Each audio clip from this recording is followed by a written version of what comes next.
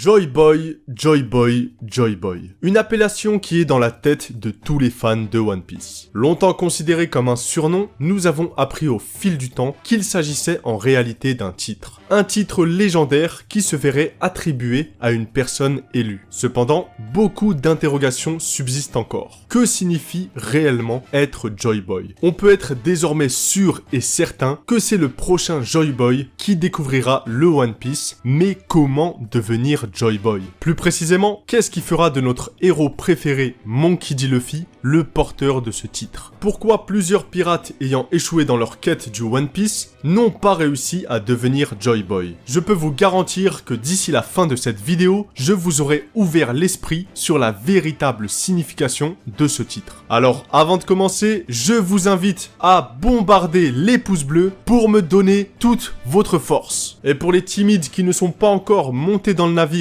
alors que je sais très bien que vous regardez régulièrement mes vidéos, abonnez-vous, joignez-vous à notre table, on va se régaler tous ensemble. Joy Boy est un titre qui m'évoque énormément de choses. Et la première est bien sûr évidente. Ce qui ressort, c'est la joie, le bonheur et la gaieté. Joy Boy est un titre destiné aux personnes pouvant amener partout où elles passent un sentiment de bonheur en rendant la vie des personnes qui l'entourent meilleure. Bien sûr, si cela se limitait à cela, ce serait assez décevant. Dans ce cas-là, n'importe qui pourrait être Joy Boy. Mais alors, qu'est-ce qui différencie Joy Boy du commun des mortels? Pour en savoir plus, je propose que l'on étudie le cas de 3 adversaires de Luffy. Des adversaires qui ont choisi de se lancer sur les mers à la quête du One Piece, mais qui ont échoué à devenir Joy Boy. Et les plus attentifs d'entre vous comprendront rapidement où je veux en venir. Premièrement, parlons de Crocodile. Crocodile est le premier antagoniste majeur de Luffy, et ce qui est frappant avec cet homme, c'est son passé. En effet, même si encore aujourd'hui il n'a pas été révélé, on devine très bien qu'autrefois, Crocodile nourrissait de grandes ambitions qui se sont évaporées au fur et à mesure du temps. 22 ans auparavant,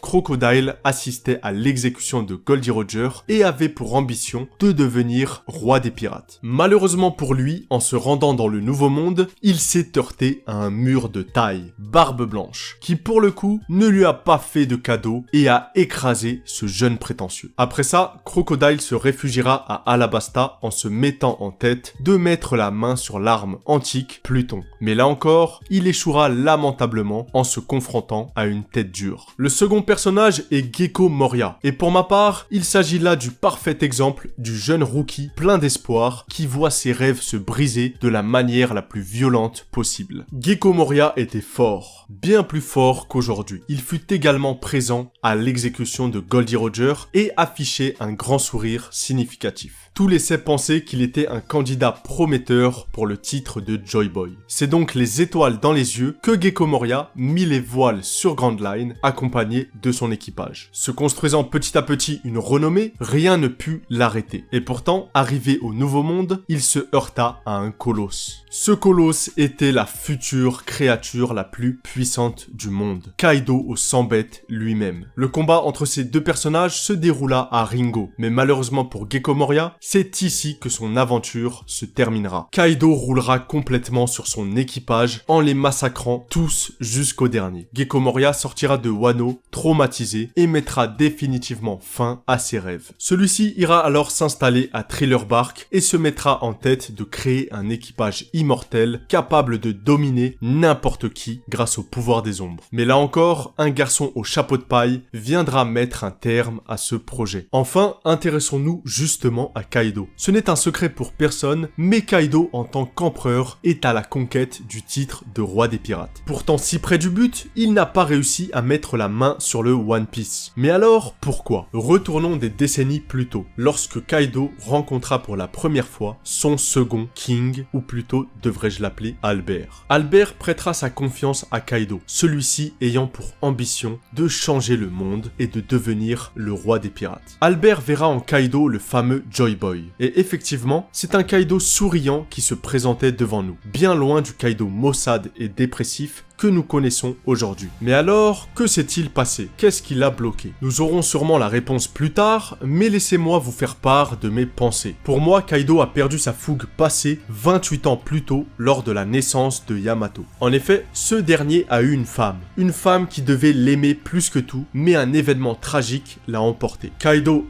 désemparé, se rendit compte à quel point les humains étaient faibles, mais aussi comment lui, par extension, était faible, car il n'avait pas réussi à protéger sa femme. Ainsi, c'est après cet événement qu'il s'installera à Wano, ayant pour objectif de créer une forteresse de pirates impénétrables. Ne vous rendez-vous pas compte de l'ironie d'un tel objectif? Pourquoi la créature la plus puissante du monde souhaiterait absolument avoir un empire le surprotégeant? Tout simplement car il a peur de revivre encore une fois une perte tragique. Un événement traumatisant qui sera d'autant plus marqué lors de son combat contre Oden. Celui-ci, étant un humain qu'il considérait comme faible, était parvenu à le blesser. Se rendant compte de sa faiblesse, Kaido se mettra alors en tête de devenir invincible et de détruire les effrontés qui oseraient mettre un pied sur son territoire, brisant ainsi le rêve de devenir roi des pirates. Malgré cela, dans sa quête de puissance, il prendra conscience qu'il avait tout perdu. Il se mettra à boire, tentera de multiples fois de se tuer mais en vain, et ne trouvera en 20 ans aucun adversaire à sa taille. Ses ambitions passées se transformeront ainsi en une obsession pour la violence et la puissance. Plus de smile, plus d'armes, plus d'alcool. La quête du One Piece devenant un lointain souvenir. Ce visage défaitiste de Kaido nous a été montré lorsque ce dernier était en état d'ivresse. Dans son alcool triste, Kaido nous faisait part de son incapacité à défendre Onigashima. Et même si ce passage est assez court, je suis persuadé qu'il a un lien avec son passé dramatique. Alors, que pouvons-nous tirer d'intéressant de ces trois personnages? Le constat est simple. Nous avons ici trois personnes qui avaient des espoirs merveilleux en tête, mais chacun se heurta à une difficulté colossale. Une difficulté leur paraissant insurmontable et les transformant complètement. Chacun d'entre eux a alors abandonné son rêve pour se tourner vers une obsession malsaine, la puissance, la vengeance et la reconnaissance. Bien entendu, je vous ai cité ces trois personnages, mais ce genre de cas est extrêmement fréquent dans One Piece. Par exemple, j'aurais très bien pu parler de Big Mom qui, en souhaitant acquérir le One Piece, est tombé dans son obsession passée en souhaitant réunir tous les peuples du monde sur son territoire. Ici, les exemples présentés nous montrent tout simplement des personnes qui ont choisi de fuir la réalité au lieu de l'affronter. Des personnes qui avaient chacune le potentiel de devenir le futur Joy Boy, mais qui malheureusement n'ont pas réussi à travailler sur leurs faiblesses. Alors, qu'est-ce qui distingue ces Joy Boys ratés de Luffy, qui lui sera le digne porteur de ce titre? Eh bien, rappelez-vous combien de fois Luffy s'est heurté à la dure réalité de ce monde. Depuis tout petit, on a eu de cesse de lui remettre en cause son objectif de devenir roi des pirates. Ace se moquait de lui, Garp le menaçait en lui disant qu'il serait un marine, et malgré cela, le jeune Luffy a gardé cette idée en tête. Par la suite, il s'est heurté à des adversaires nettement plus forts que lui. Rappelez-vous que le combat de Lucci contre Crocodile s'est soldé par 3 échecs cuisants. Luffy affrontait un Logia alors qu'il n'avait pas encore conscience de l'utilisation du haki. Mais pour autant, cela ne l'a pas empêché de terrasser le grand corsaire grâce à son acharnement. Et il en va de même pour Ener,